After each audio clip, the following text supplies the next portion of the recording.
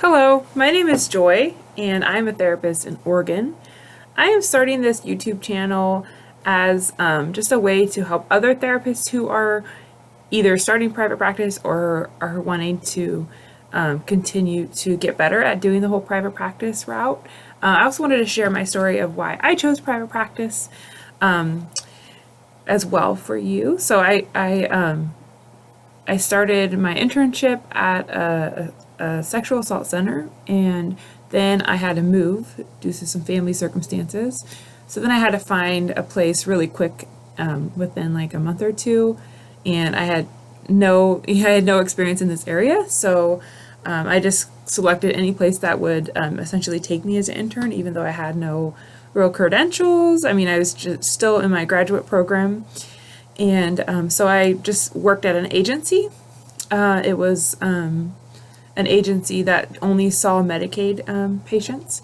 And during that time, I just noticed that a lot of the the colleagues that I had were either fresh out of their own graduate degree, or my supervisor, for instance, had just got licensed and just was able to start supervising, and she was the only one essentially that was supervising any of the master's level interns. So it was a bit of a rough experience for me to have, to feel like I I really wanted to learn and gain experience, but it seemed like the support network was also very fresh and new, and not a lot of wisdom or seasoned therapists there.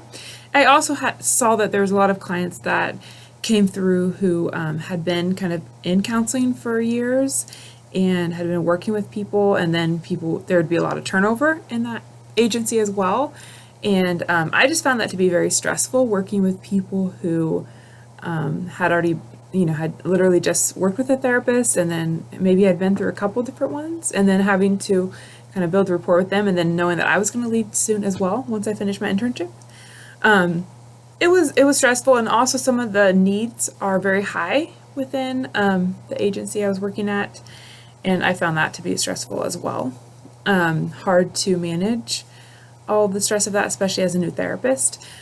So I did end up having, because of some issues with getting my hours at the agency, I ended up working at a group practice for a while. At the group practice, the main therapist who owned the practice was not paying us what what he owed us. And so I saw some different red flags, like, oh, I forgot my checkbook. Oh, yeah, you haven't been paid yet. And some of them were lies, some of them were confusing, but over time, he continued to not pay me and other therapists what he owed us. And so I did work there for a whole year, hoping things would get better. Things did not get better. So after about 8 months, I started considering very strongly working on my own practice, or starting my own practice, thanks to some encouragement from some colleagues, and also my amazing support network that I'm so grateful for. And so I did start exploring that, and I decided to start my own practice. And so that is essentially the story of starting my own practice. I never thought that I would do private practice when I was in graduate school. I saw myself working as like a team environment with other therapists who were some more seasoned, others more new, and just having a great team kind of environment going on. I had hoped for that at the agency. I had hoped for that at the team, at the group practice, but it wasn't possible, unfortunately.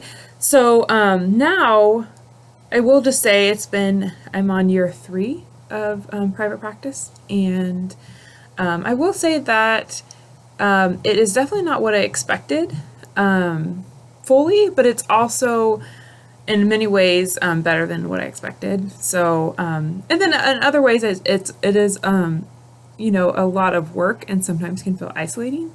So in the next video, I'm going to share some of the ways that I try to stay connected within the therapist community, and do networking and things, so that I don't feel so isolated as a therapist. And welcome to my channel. I hope that you find it helpful in your practice, and some free advice about how to make things work for you. All right, bye.